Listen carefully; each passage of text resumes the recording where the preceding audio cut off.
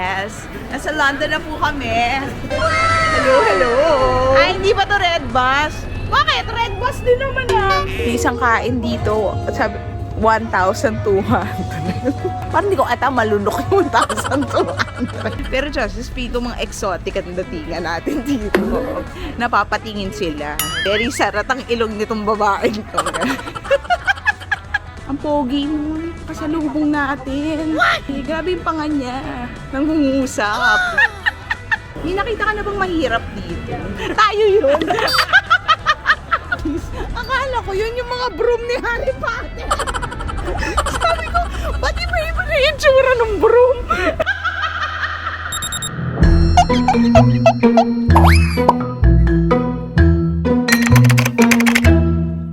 Hello, mga ka-social network. Pasensya na kayo at sisipon ako dito. Hindi ata bagay sa akin ang hanging London. Paglapag dito, inubot sinipon na ako. Mag-get ready with me tayo habang nagkukwentuhan tayo. Ano? Ang pagpunta dito sa London, ba't nga ba kami nandito? Pinadala kasi kami na office. Meron kasi kami nga attendant na parang summer school. Eh, alam namin, yun ngang summer school, mga bandang yung first week of July. Eh, lumabas yung office order. Nalaman namin na matutuloy kami mid-June na. Minimum 15 days yung approval ng visa. So, naloka kami. Dali-dali kaming nag-apply ng visa. So, yun sa mga kasamahan ko, dumating na yung visa nila. 2 days, 3 days bago yung biyahe namin. Medyo nawawala na ako ng pag-asa dahil the day before na nung lakad, ano pa rin, wala pa akong visa, di ba? So, ang ginawa ko lang, nagsalansil lang ako ng mga damit, pero hindi pa ako nag-e-empake kasi nga, parang ang sakit naman sa dibdib nung, na-empake mo na, pagkas hindi ka pala tuloy, tapos ilalabas mo siya ulit isa-isa, di ba? So, nanindigan ako, hindi ako nag-empake. Hanggang sa dumating na yung araw mismo, kung balik gabi yung flight namin, yung araw nung flight mismo, wala pa rin yung visa ko. Papunta na raw sa akin, via LBC. Shout out sa LBC dyan. So, minomonitor ko, syempre, diba may tracking yun. Kung nasaan na yung yung visa. Gabi, nasa Makati pa raw. Nung umaga, ay, nasa Imus na. Tapos, out for delivery na raw. Sabi ko ka, Dad, out for delivery na yung visa ko. Oras pa yung dadating. Mamaya hapon pa, marami pang dadalhan yun. Marami pang magkakatiran. Anong oras pa dadating dito sa bahay yun? Sabi niya, saan ba yan? Saan ba yung LBC na yan? Sabi ko, sa Imus. So, ni-research ko kung saan sa Imus. Ang tatay ko, sinalubong sa Imus LBC, sa warehouse. Sinalubong niya yung visa ko. Doon nakuha ko yung visa ko mga tanghali, ganyan. Tapos gabi na yung flight. So, syempre kami ni Jomar for the empake, hey kami ng mabilisan, nakakaloka. Buti na lang nakapagdala kami ng mga kuanik-anik na buti nga lang nakapagsalansa na ako ng ibang mga gamit. Kaya salpak-salpak na lang kami sa maleta ni Jomar. Diyos ko, yun ang adventure ng aking pagpunta dito.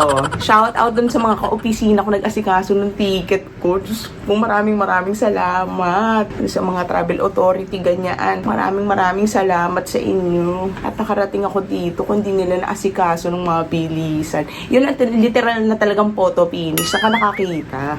Contour tayo ng konti dito para numipis-nipis sa mga picture yung mukha natin. Diyos ko, tsaka ang mahal dito. Kasi nga, hindi ko naman akalain magkakasakit ako. May dala akong mga paracetamol. Ay, may dala akong mga gamot. Pero, yung gamot ko na pang sipon, yung Neosep, binigay ko sa kapatid ko, kay Ate Sheila. Kay ate ko pong Singsing, kasi sinipon siya. Hindi ako nakabili. So, pagdating dito, at hindi nalahira ako ng ubot sipon, meron akong gamot pang ubo. Pero yung pang sipon ang wala. Diyos ko, dalawang banik na parang 10 piraso, ate. 500 pesos. Isipin mo yung Neosep, 500 pesos yung banig. Nakakaloka. Kaya pag bibiyahe pala kayo, dapat kumpleto yung mga gamot ninyo. Eh, sino naman mag-aakala? Hindi nga ako masyadong ready dahil nga photo finish tayo. Mamaya kami, River Thames Evening Cruise.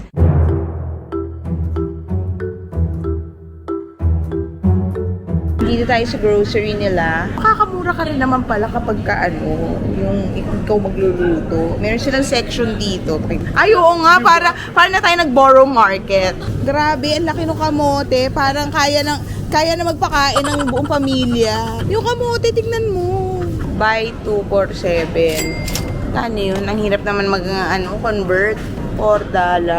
500 pesos, lang, 1/4 kilo ng bacon. Himatayin ka na lang,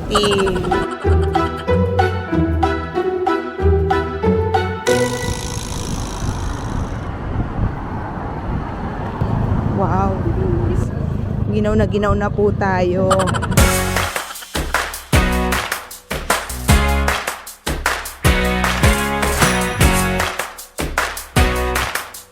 Hindi muna ako bibili dito kasi sabi meron daw Camden Market. Nandun daw ang parang Divisoria. Siyempre doon tayo sa makakamura tayo. Manampalataya tayo sa Divisoria ng halos 7. Ay, baka, Diyos ko, munti ko pa mahulog. Panginoong mahabagin. Halos 750 pesos. Ay!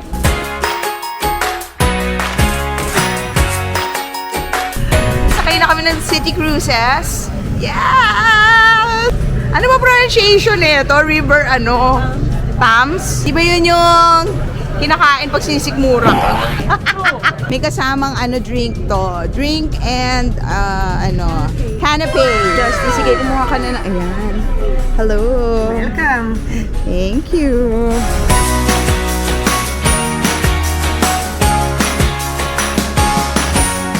So, nandito kami sa River Thames. Thames ba? Iba yung Thames, River Thames.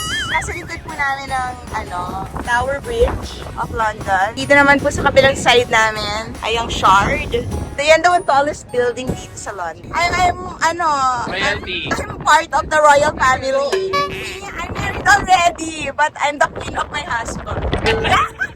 Hindi niya yung English ko. Bakit? Malinaw naman, di ba? Hello! Hello again!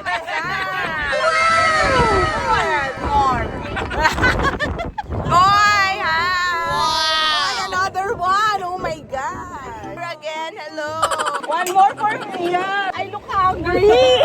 Ay, hindi pala libre to. Pinara namin to. 48.80 to. Huwag po tayo mag-usap ng utang dito. Baka isipin nila mahirap tayo. Hi! Jump! Jump!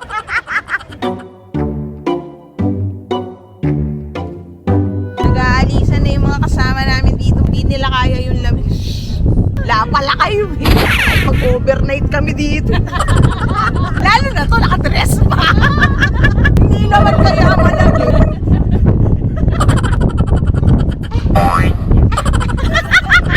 Saan kami nag-aaral? Mag-aaralin kita. Ano bang tatak ng iPhone mo?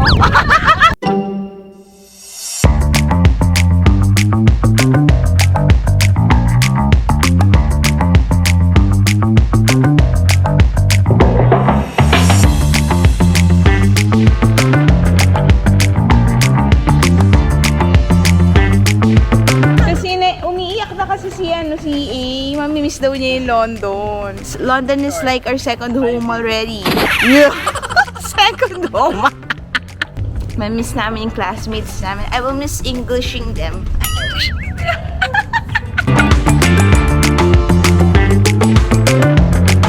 Paret na naman. Ano ba yan? Anak ng Porcha naman, no?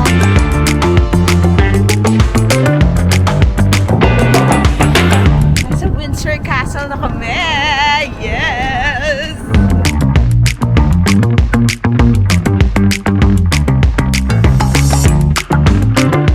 Hello, nakakita kami ng guard! Yeah!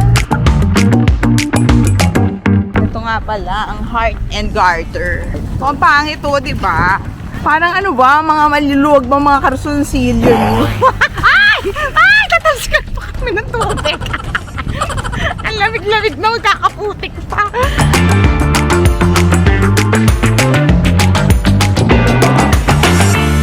Nakakaloka dito. Sasakay kami ni Justice ng bus. Papunta kami sa Victoria. Kasama kasi kami sa tour. Yung mga bus pala dito, kapag hindi ka nakatanghod dun sa pinaka-pasukan nila, lalagpasan ka. Kasi tinignan lang kami ng driver. Hawak-hawak na namin ito, magsiswipe na kami. Magaling si Justice. Sabi niya, dapat may allowance tayo for katangahan.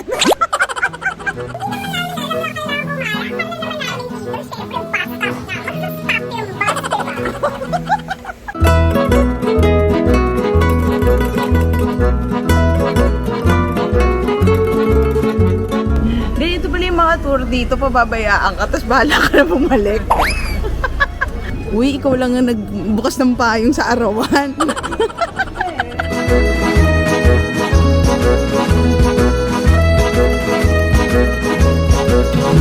nandito ako sa Roman Baths. Akala ko parang siyang liblib na lugar.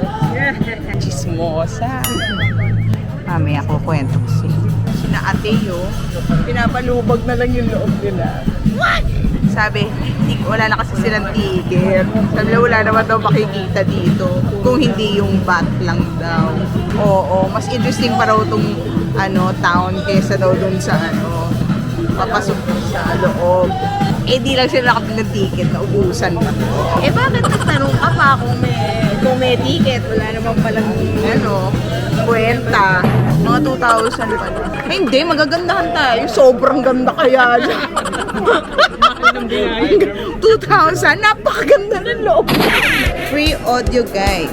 Hello, Daddy. Oh, okay ka naman? Inom ka na ba gamot? wala lang chlorine. Diyos.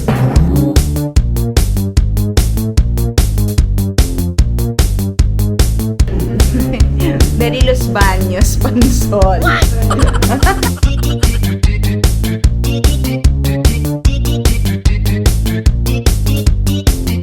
Pare, may nawala silang blanket, ganoon. Galit na galit sila. Gusto nila isumpa yung nagnakaw.